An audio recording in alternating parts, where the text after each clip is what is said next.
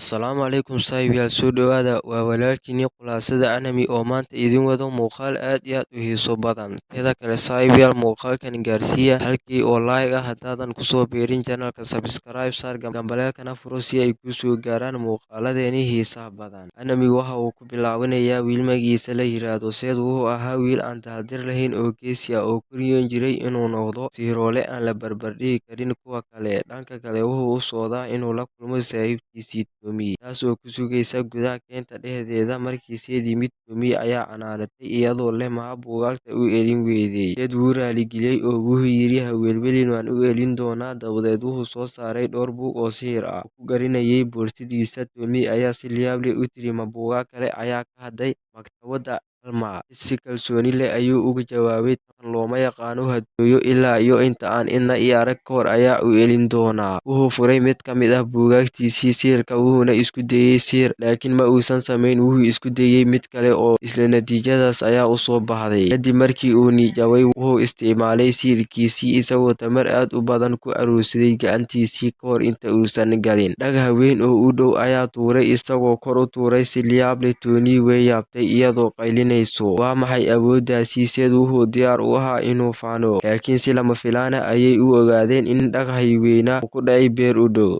taasoo keentay in kooxdii ay si hawaali ah ugu soo ordaan isla markiiba way erareen kahor inta aysan noqon calaamad dhulka ku dhegan dhanka kale Alma oo ahayd saaxiradii mas'uulka ka ahayd tababarka ayaa meel kale ka soo muuqatay iyadoo ka tukaamaysanayso agabka laakiin tukaanlihii ayaa diiday inuu siiyo wixii ay weydiisatay way hanaagday oo waxay ku hanjabtay inay qarxin doonto dukaankiisa haddii uusan alaabteedii keenin sidaas darteed wuu ku degdegay inuu raaco isagoo cabsanayo isla waqtigaas Seth weli wuxuu ku cararayaa xerada oo wuxuu isku yidhi haddii Alma ogaado waxaan sameeyay way i burburin doontaa xitaa ma uusan dhammaysan jumladiisii kahor inta uusan Alma si lama filaan ah uga soo muuqan hortiisii wiilkii wuu nahay ilbiriqsiyo gudahoodana waxay sihirkeedii u adeegsatay si ay u joojiso masiibada uu geystay way u tagtay si ay u canaanato laakiin dadkii tuulada ayaa yimid oo ku eedeeyay iyada Seth wuxuu ka yimid lamadegaanka dadkuna sabab la'aan ayay u necbaayeen Seth wuxuu isku dayay inuu u sheego inuu isaga yahay qofka mas'uulka ka ah iyo in Alma uu dhab ahaantii badbaadiyay laakiin way joojisay oo waxay tiri waa wax aan faa'iido lahayn aadanuhuna ma fahmi doonaan waxay sii wadi doonaan inayna necbaadaan sabab la'aan kadib waxay ku dhaqaaqday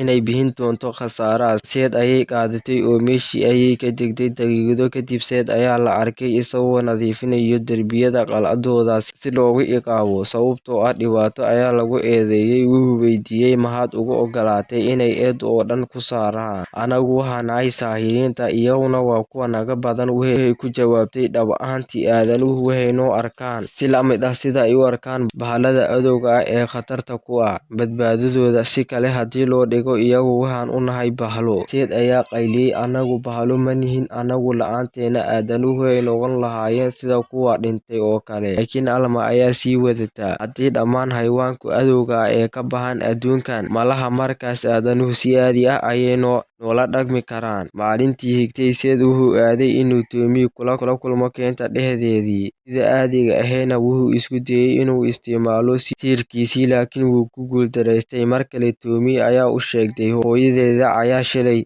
tiri inaan kula joogin sababtoo ah waxa ka timid lamadegaanka Seth ayaa ka humaaday ereyada wuxuuna ku jawaabay anaga ayaa idin ilaalinayna xayawaanka cadowga ayaa qof walba halis gelin lahaa mana jirto cid aan anagu ahayn oo ka hor imaan karto maalin maalimaha ka mid ah waan ka adkaan doonaa bahal kasta oo cadow ah oo jiro si lama filaan ah Seth wuxuu arkay wax qariib ah oo kor ka soo dhacaya Seth wuu nahay oo waxa uu yidhi waa ukun cadow ah Tommy ayaa ku jawaabtay waa inaan si dhaqso ah ugu sheegnaa Alma laakiin Seth ayaa ku jawaabay nasiib daro halkan ma joogto waxay tagtay si ay ula dagaalanto bahalo ee jasiirad kale dabadeed wuxuu aruursaday geesinimadiisii wuxuuna Tommy ku yidhi qof walba kee meel ammaan ah anigu waan qaban doonaa ha ilaawin inaan anigu ahay sihiroole Sead ayaa ku orday gurigiisii wuuna bilaabay inuu aruuriyo hub iyo qalab kasta oo uu haystay. Dhanka kale, ukunta way hore uga dhacday bartamaha tuulada, dadkuna waxay bilaabeen inay ku soo ururaan hareeraha. Toomi waxay u timid si ay uga digto, laakiin Morere ayaa dhacday. Dadka tuulada waxay dhaheen Saaxiradda Ilmo waa qofka keliya ee helin karo xaaladdan oo kale, laakiin si lama filaan ah saaxirintu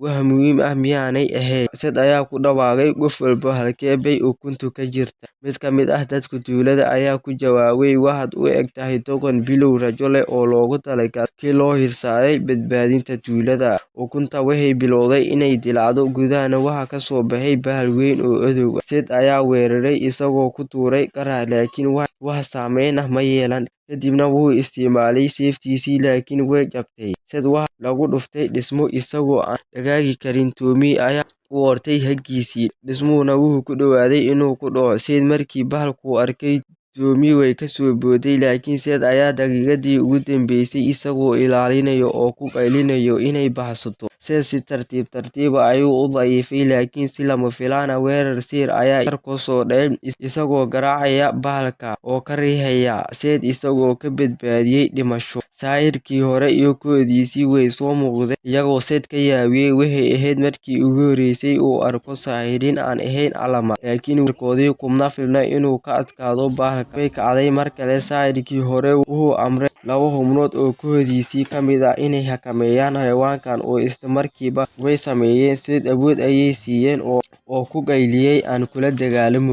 Waxaan sameeyay wax kasta oo aan awoodo si aan u noqdo saaxir sidaada oo kale ah. Saaxirkii ayaa ku ammaanay go'aankiisii, waxa uuna ku jawaabay, waan kuu oggolaanayaa inaad nala dagaalanto, laakiin sidii caadada ahayd dadka tuulada ayaa burburiyay kalsoonidiisii. Mid ka mid ah ayaa sixiroolihii duqa ku yidhi, ha ku kalsoonaan wiilkaas, isaga sabab u ah wax walba. Sead wuu dareemay inuu burburiyay, laakiin saaxirkii hore ayaa difaacay isagoo leh, dhammaanteen waxaan nahay saaxiriin, xaq uma lihid inaad sidaas ula dhaqanto, sababtoo ah waa daciif oo weli waa bilowgiisii. Shaabadii bahalku way jabtay. Saaxirkii horena wuxuu ku yidhi dadka tuulada, waa inaad hadda baxdaan.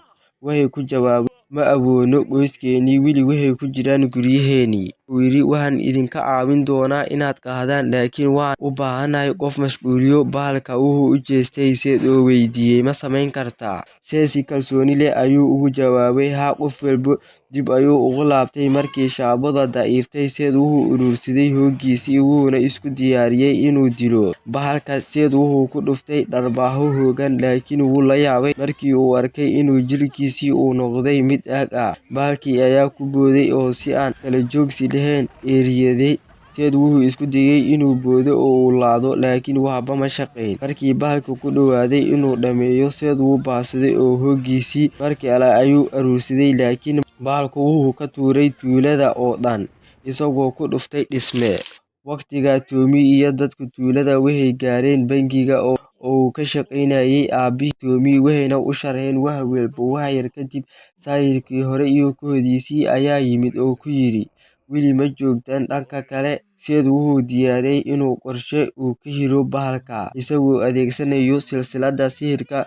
Wuu soo jiitay dareenkeedii markii ay eryadey. Wuxuu isticmaalay silsiladda oo wuxuu ku guuleystay inuu xakameeyo. Dabadeed wuxuu ku jeestay makhluuqa isagoo aaminsan inuu ka guuleystay, laakiin si lama filaan ah bahalku wuu beddelay qaabkiisii wuuna sii daayay sixirkiisii. Sead wuu naxay, isla markiiba wuu cararay. Markii xayawaanku uu burburiyay qeyb weyn oo tuulada ka mid ah, Elma waxay ku sii socotay tuulada. Markii ay ku soo dhowaatay, waxay dareentay joogitaanka xayawaanka, waxayna ku orday goobta. Dhanka kale, Sead wuxuu ka badbaaday weerarka, laakiin wax yar kadib wuxuu maqlay Toomi oo qaylinaysa. Wuxuu si degdeg ah u maqlay dhawaaq, wuxuuna arkay Toomi iyo dadka tuulada oo xiran.